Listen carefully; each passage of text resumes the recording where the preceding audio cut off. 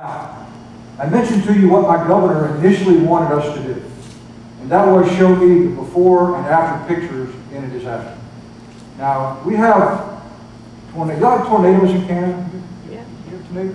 Okay, in my state of Alabama, in the 6.5 years that my governor has been on the job, we've had 454. That's a bunch.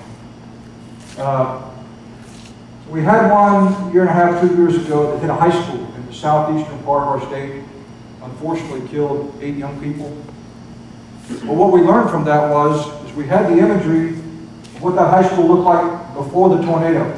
We have a little organization in every state called the Civil Air Patrol. It's an auxiliary of the U.S. Air Force. It's volunteers. They fly little Cessna planes, you know, and they will respond to what governors or Homeland Security directors ask them to do. And, you know, quite frankly, they're looking for things to do. I mean, these are patriotic people. They don't get paid. They're looking for things to do. So we took some money and we bought them some cameras, video cameras and some still life cameras. And we said, look, when we have a natural disaster, we're going to call you. And they can get a plane in the air really fast. And we say, if we have a tornado, I want you to fly the path of the tornado and take pictures for us so that we can see what the damage is to our cities or towns.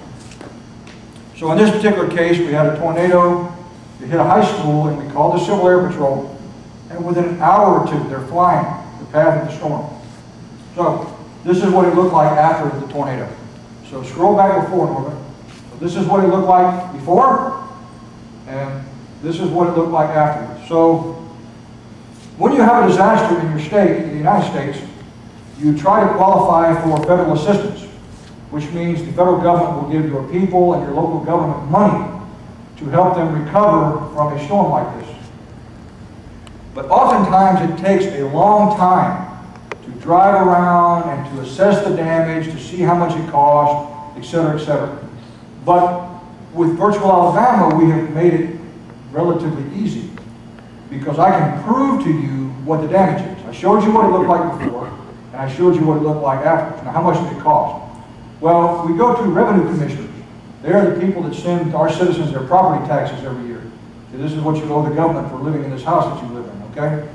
So what we do is the revenue people loaded all of the parcel data. So that little yellow dot shows me who owns this house and what their house is appraised for, how much it cost.